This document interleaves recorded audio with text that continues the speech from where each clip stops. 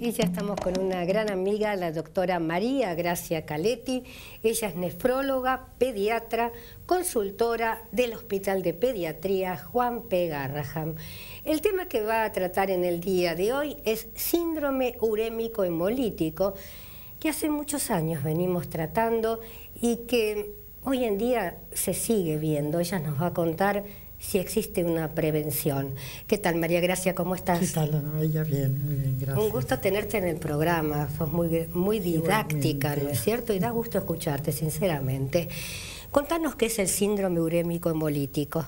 Bueno, es una enfermedad, típicamente representa las enfermedades transmitidas por alimentos, y es una enfermedad en la cual se produce una destrucción de los glóbulos rojos, sobre todo en los capilares, en las venas muy chiquititas, y entonces tienen en el organismo, se producen sobre todo en el riñón y en el sistema nervioso central, y entonces el chico tiene los síntomas que corresponden a esos órganos.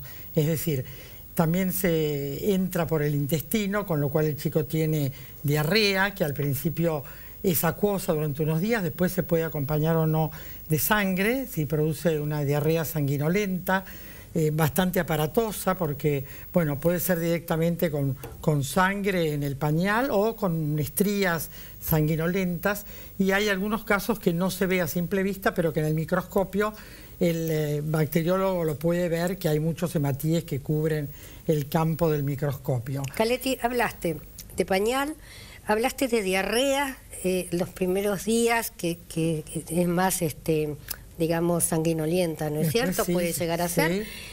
¿Qué quiere decir esto? Que en cuanto a la edad pueden ser bebés muy chiquitos, aparecen a una determinada edad, sí. Y al decir los primeros días, es decir que mamá apenas ve una diarrea tiene que correr al médico porque no sabe de qué se trata, ¿no es cierto?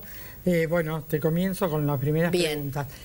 Toma fundamentalmente los chicos entre los 6 meses y los 5 años. Ajá. Es decir, es la edad más frecuente. Es una enfermedad que en nuestro país es el que tiene la mayor incidencia del mundo. Se produce en el 50% de los casos del mundo en la Argentina. Uh-huh.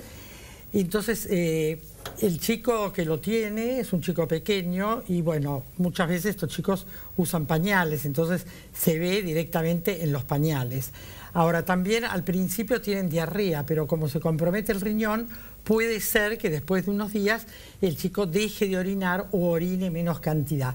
Pero como tiene diarrea, que a veces es líquida, uh-huh, se confunde un poco al principio, digamos, que el chico se orina, no orina, a veces no se puede saber muy bien.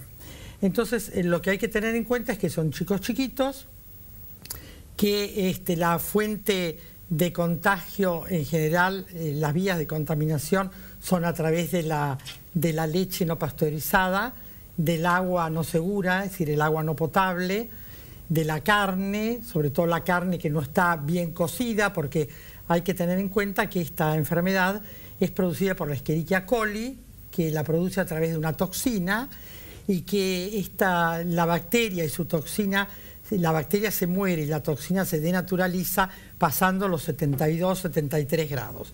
Es decir, que para estar seguro la carne debe estar cocida en su interior a 75 grados por lo menos. Uh-huh. Hablaste de que, bueno, tenemos un raro privilegio, ¿no es cierto?, de ser, digamos, los primeros en el rating que no tendríamos que tener, ¿no es cierto?, de síndrome urémico hemolítico.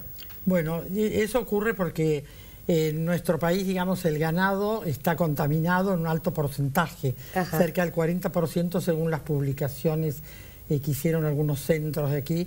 El 40% del ganado es portador sano, es decir, no tiene inconvenientes el ganado que lo lleva el animal, ¿no es cierto?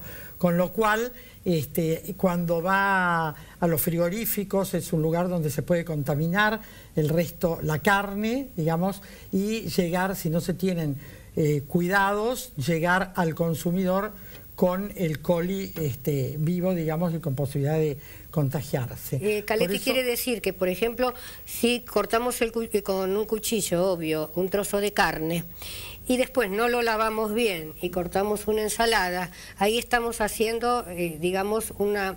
¿Cómo se dice? Lo que se llama la contaminación cruzada, exactamente. Eso es una de las formas de contagio. Ajá. Que uno puede o cortar directamente la carne arriba de una tabla, que actualmente no se usan más las tablas de madera porque se hacen pequeñas incisiones por donde puede quedar la bacteria.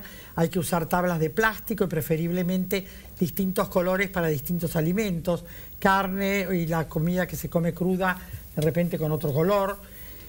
Y bueno, y tratar, digamos, que los utensilios que se usan para cortar la carne, se use el cuchillo para la carne y se use un cuchillo para la verdura o para la fruta, distintos elementos, digamos.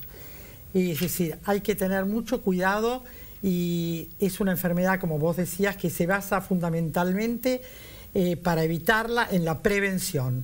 En la prevención porque, digamos, si uno previene el contagio del síndrome urémico hemolítico, está previendo o previniendo 250 enfermedades transmitidas por alimentos. Claro, y tener en cuenta también, ¿no es cierto?, que saquen inspectores a las carnicerías, porque generalmente el carnicero tiene una tabla grandota de madera donde corta la carne todo el día.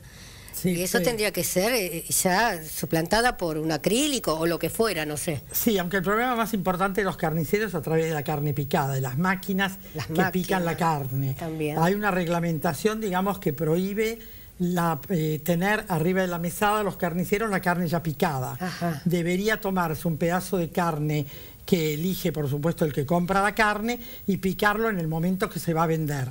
Como también está, digamos, prohibido el uso de las luces rosadas que dan un color ficticio a la carne. Totalmente. Que está sobre la mesada del carnicero. Todas son lindas. Todas son lindas, frescas, rosadas, claro, fantásticas. Sí. Después uno se las lleva a su casa y son marrones, espantosas. Exacto. Bueno, y con respecto a las vías de contaminación, últimamente también hemos tenido una, digamos que ya se conoce, que es a través del agua de la recreación. O sea, las piletitas de natación, ajá, las piletitas de los jardines, son los que hay poquita agua, porque los chicos cuando van, a veces las madres los llevan a los jardines que usan pañales y de repente el chico tiene un episodio diarreico y la madre, por ahí para no dejar de ir a trabajar, no lo dice, entonces el chico va al jardín, está con diarrea y a lo mejor en el jardín se queda todo el día, y algunos jardines en chicos chiquitos también se hacen recreación en las piletas de natación. ¿Cuál es el peligro mayor en el caso de que, bueno, un chico se contagie de este síndrome? Bueno, este síndrome produce insuficiencia renal, sí, y a veces en la etapa aguda uno de los síntomas son las convulsiones, porque habíamos dicho que un órgano muy importante que está comprometido es el sistema nervioso central. Entonces a veces los chicos casi todos tienen cuadros como de irritabilidad o somnolencia, eso aunque no hayan tenido convulsiones, pero digamos que desde ese estado de irritabilidad que lo tiene un poco todo chico que está enfermo, puede tener convulsiones e incluso puede entrar en coma. Es decir, actualmente la mortalidad en la etapa aguda está, según los lugares donde se interna, alrededor del 3 al 5%.